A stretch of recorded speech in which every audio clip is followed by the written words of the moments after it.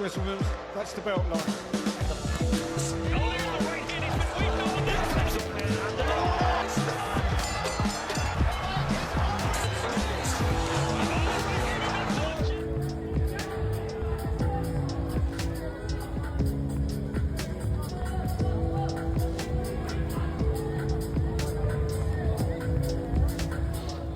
What's up, fight fans? Welcome to my channel. This is Johnny, and in today's video we're going to be going over the statistics that nobody talks about when mentioning tomorrow night's world title fight at 126 pounds between the WBA champion Nick the Wrecking Ball and the Power TJ Doheny. Guys, before we continue, I want to say thank you to all the new subscribers. Thank you to everybody who's been with me since day one, and if you haven't already, could you please hit the subscribe button?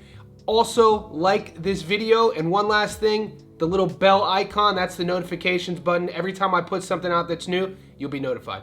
Thank you. All right, guys, tomorrow night it goes down between the #1 fighter from the UK at 126 pounds and the #1 fighter from Ireland at 126 pounds. Both guys are ranked in the world. One's a former world champion, the other is the world champion, and there is no love lost between Nick Ball and TJ Doheny. So in this video, we're going to be going over what both of these guys have been up to. We're going to be educating everybody about their resumes. We'll talk about the Las Vegas odds, and stay tuned to the end of the video because tomorrow night's the fight, so this is my prediction.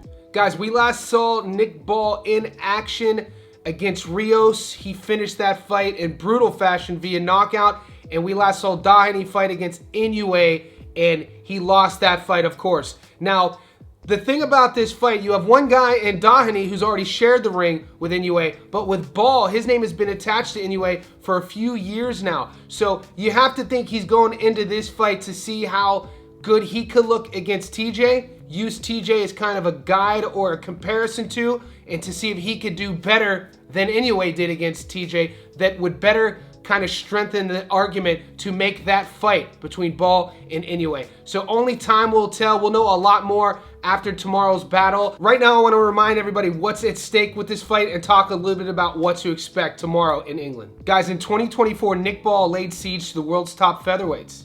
In March, the Liverpudlian was forced to settle for a disappointing draw despite appearing to bully then WBC champion Ray Vargas, but regathered himself to rip the WBA belt away from quality American Ray Ford. Ball, 21-0-1 with 12 knockouts, made a successful first defense of his title by stopping the game Ronnie Rios in 10 rounds last October.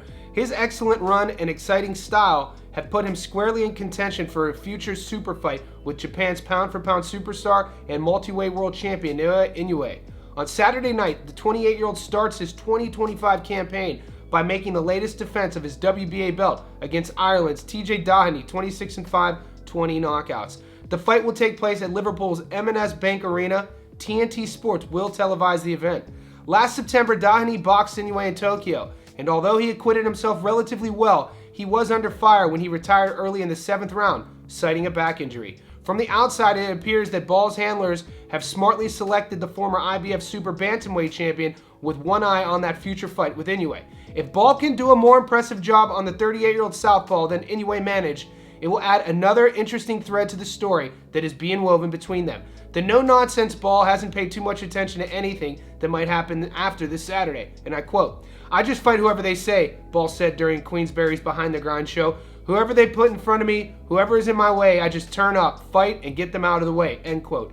In December, Ball and Doheny came face-to-face at the fight's launch press conference. Clearly upset by Ball's suggestion that he had taken an easy way out against Inoue, Doheny made it plain and simple that he will be looking to make him pay for his words. Ball prefers to let his hands do his talking, but he also isn't the type to backtrack or qualify his statements when he comes face-to-face with an opponent. He can see why Doheny took offense at his comments, but he also doesn't particularly care. And I quote, "Some fighters need to get fired up at press conferences to get up for the fight, so that might be what he has to do," he said. "I feel like he quit. Like I said, I'm not going to go back on that. He got hit with a body shot, went down and said something about his back. Whatever. To me, that's quitting. He's just going to make it worse for himself by talking. My sights are set on smashing him and getting him out the way." Guys, if you've never seen Nick Ball fight, he's not a big guy. He's 5'2", but he uses his height to his advantage with his style. He's very aggressive. He has a come forward style, and he likes to dip under his opponent's counters and landing big shots of his own. That aggressive style versus TJ Doheny's southpaw style. They call him the power for a reason. He has power in his hands. He's not the guy he used to be. We know he's 38 years old, not 28 anymore, but this is still a good kind of measuring stick fight to see where Ball's at, especially if he wants that Inoue fight. Right now, I want to take a closer look at what Nick Ball's been up to. Guys, Nick Ball's 21-0 with 1 draw with 12 knockouts. He carries into the ring a 57% career knockout to win ratio. He's ranked number 6 in the world at 126 pounds, and the 28-year-old Brit is an orthodox fighter standing at 5'2", and his adoring fans call him the Wrecking, thus the Wrecking Ball. We last saw him fight Ronnie Rios, 34-4, knockout in the 10th. Ray Ford, 15-0, split decision in the 12th. Ray Vargas, 36-1, draw in the 12th. Isaac Dogbow, 24-3, UD in the 12th. Lamati, 21-0, knockout in the 12th. Watch some tape on Nick Ball. Watch how he carries himself. This guy is a consummate professional, a 28-year-old who is focused. He lives the lifestyle. You can tell this kid eats, breathes, sleeps boxing, and he has his mind set on being the best in the world. And every time he goes in there, you're going to get the best version of him. You're going to get a very intense, very aggressive fighter. And old school fighters appreciate fighters like Ball just by the way he carries himself, the work ethic that he puts into each camp, and obviously his impressive performances. With TJ Doheny, we're looking at a guy, a seasoned veteran. He's already been a world champion. You really have to ask the question, how much does he have left? How much motivation does he still have? And does he really believe he can become a world champion again? I want to take a closer look at what he's been up to. Guys, Doheny's 26-5 with 20 knockouts. He's currently ranked number 16 in the world at 126 pounds.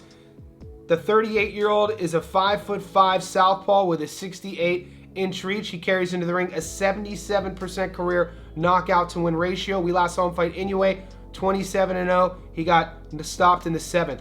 Bayago, 7-0, knockout in the 4th. Lamito, 11-0, knockout in the 1st. Nakajima, 14-1, knockout in the 4th. Sam Goodman, 13-0. He lost the unanimous decision in the 10th. Guys, the last time I saw TJ Doheny fight was the Sam Goodman fight. That was on the undercard of a Tim Tszyu fight here in Sydney. And you got to see Goodman, who was supposed to fight Inoue, but had to pull out of that fight.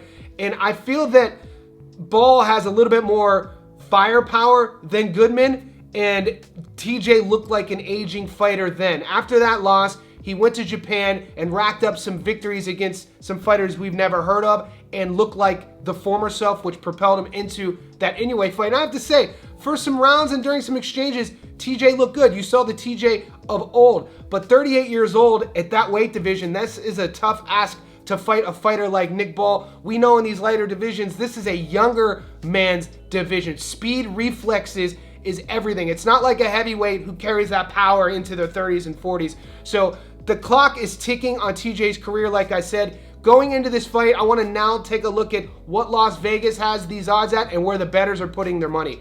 Let's take a closer look at the money line first. All right, guys, on the money line, if you take Nick Ball, if you put $100 on him and he wins, you only get $6 back. So he's a huge favorite.